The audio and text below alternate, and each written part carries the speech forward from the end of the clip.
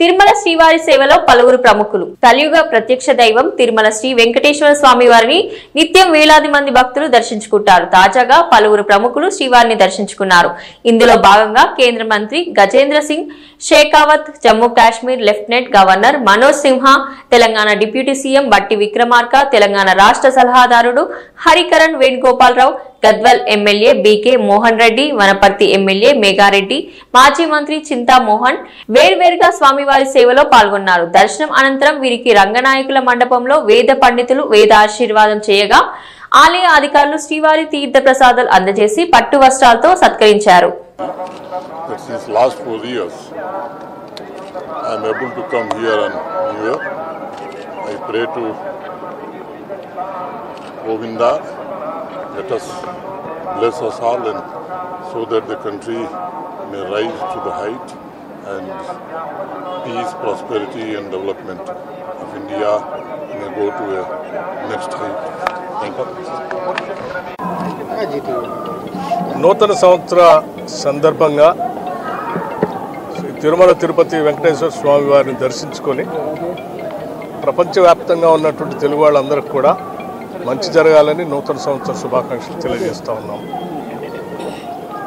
తెలంగాణ రాష్ట్రం అట్లాగే ఆంధ్రప్రదేశ్ కూడా మంచి ఆర్థిక పరిస్థితులతో పాటు సామాజిక రాజకీయ అంశాలతో పాటు ఈ రెండు రాష్ట్రాలు కూడా బాగా అభివృద్ధి చెందాలని, తద్వారా ప్రపంచంలోనే ఒక ప్రముఖమైనటువంటి స్థానాలుగా ఈ తెలుగు రాష్ట్రాలు ఎదగాలని చెప్పి దానికి వారి స్వామివారి ఆశీస్సులు మెండుగా కావాలని వారిని కోరుతూ దర్శనం చేసుకోవటం జరిగింది.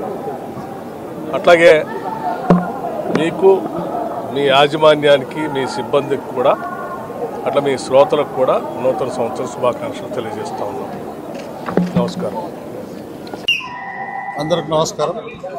ఈరోజు జనవరి 1 కొత్త సంవత్సరం సందర్భంగా శ్రీ స్వామివారిని వెంకటేశ్వర స్వామిని దర్శనం చేసుకోవడం జరిగింది. తెలంగాణ రాష్ట్రంతో పాటు వనపర్తి నియోజకవర్గంతో పాటు ఆంధ్ర రాష్ట్రంతో పాటు 2 తెలుగు రాష్ట్రాలు మంచిగా ఉండాలని కోరుకున్నాం. మొన్ననే మన బోర్డు మీటింగ్లో చంద్రబాబు గారు చెప్పిన విధంగా టీడీడీ బోర్డు తెలంగాణ రాష్ట్ర ఎమ్మెల్యేలకు, ఎమ్మెల్సీలకు, ఎంపీలకు అందరికీ వారానికి 4 రోజుల దర్శనం టికెట్ల కోసం లెటర్ యాక్సెప్ట్ చేయమని నిర్ణయం తీసుకున్నందుకు చంద్రబాబు గారికి ప్రత్యేక ధన్యవాదాలు. ఆ లీడ్ చేసి చంద్రబాబు గారితో మాట్లాడిన మా ముఖ్యమంత్రి రేవంత్ రెడ్డి గారికి ప్రత్యేకమైన ధన్యవాదాలు తెలియజేసుకుంటూ ఈ 2025 సంవత్సరం అంతా 2 తెలుగు రాష్ట్రాలు బాగుండాలని కోరుకుంటున్నాం. Thank you. Today is the first day of the English calendar and beginning of year 2025. We have prayed in the feet of Lord Balaji for very good health, prosperity for everyone across India. And since our country is undergoing era of transformation and the Amrit Kal has already begun with, so let us all pledge ourselves to make our nation developed nation. Simultaneously, in this year, the Purna Kumbh at Prayagraj is going to happen. It is going to start on 14th of January. And for next 1.5 months from 14th of January, it is going to be the world's largest human commemoration, where we are expecting that 45 crore devotees will come, and that is going to be a point where a person can go and have a Virat Roop Darshan of Bharat, where all the Indians from all across the India, from all the corners and parts of the country will come to have a holy dip in Mother Gangesh.